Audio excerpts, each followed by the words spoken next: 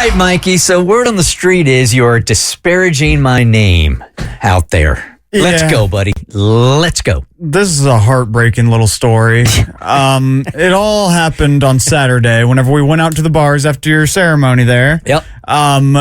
So I decided to hang out with the youth group. this is at the point whenever everybody else had dropped out. All that's left is myself, my girlfriend, Bert, and his whole crew there. You had 4 people with you, is that correct? There's Amanda and there was Blake as well. Yeah. And then they had a friend that went with us too. Yeah. I didn't know who that guy was. Yeah, Blake and Amanda's friend. Okay. But there were 6 of us, I think, in the... Okay, here's where it goes. See, now Bert's been going on and on about his luxurious Waymo ride, but he's been sure to leave out a very important part, which is it was my girlfriend's Waymo.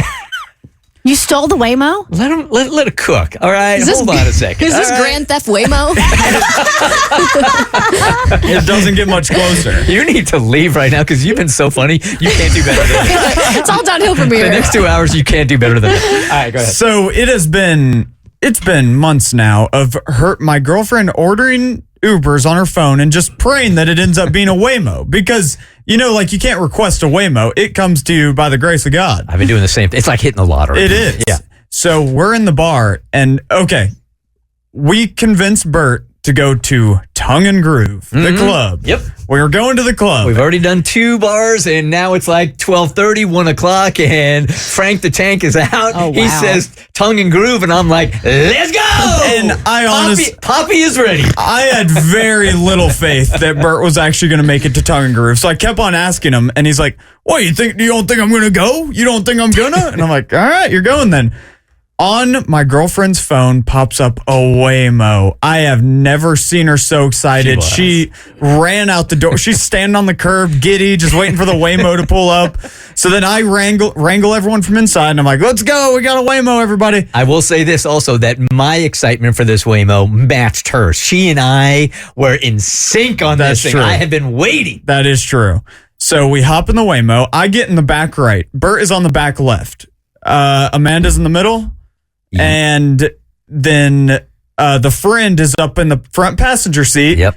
The only seat left, the driver's seat, which it's an empty seat. Yeah. I would assume you could sit there. For those that don't know what Waymo is, they're driverless cars. Yeah. And so there's nobody sitting in the front seat. So my girlfriend, Trin, she hops in the front seat, the driver's seat. It takes us about 200 feet until it pulls into a parking lot. And a voice comes over the radio and says, you guys got to get out. Like, she was already fed up with us. It's a real human talking to us through the Waymo. It took us like 30 seconds to catch on to what was going on. So they have cameras all in these Waymos, and they can see what's going on. So if you have too many people, the live voice comes on and goes, yo, Exactly. And so I just assumed it's just the driver's seat being the problem. So I got her to come back and sit on my lap, and I'm like, all right, let's go. And the lady's like, I can still see you. Just this isn't going to work. We even had her ducking down, trying to hide from cameras, and it just wasn't working. And now here's where I messed up. I got all rattled from this lady because I hate being an inconvenience, and the lady got me rattled. So I'm like, all right, I'm jumping out. You guys go ahead. yes. Remember, that's a key piece of evidence. That's true, but she wasn't going to go without me, which was a problem. We both get out, and I still didn't think of the consequences of this until we're sitting on the curb ordering a Lyft as we watch the Waymo drive away, and she starts choking up. She gets as close to tears as she does. She was just about to cry, and I had to do all this talking down. I'm like, listen, I'll buy you so many Ubers tomorrow until we get a Waymo.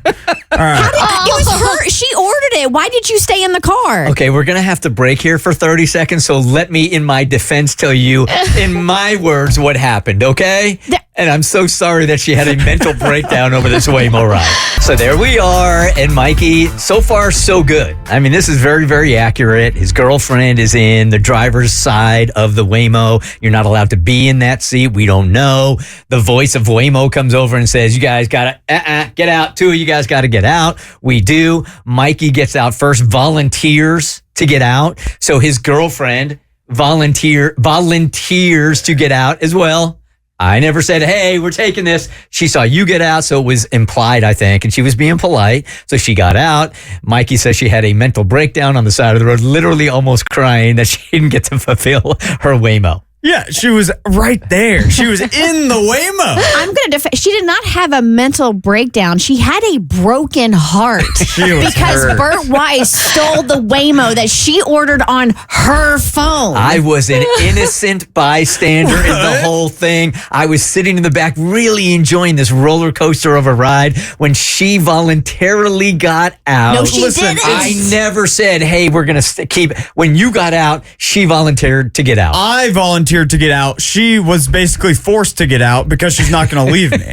This is like stealing candy from a baby. It's so not. Okay, so why in that moment, like when the woman is talking to you guys, and I Yeah. know you're drunk and you're having a hard time understanding, Yeah. but she's telling you over and over again, too many people in the car, Yeah. too many people in the car.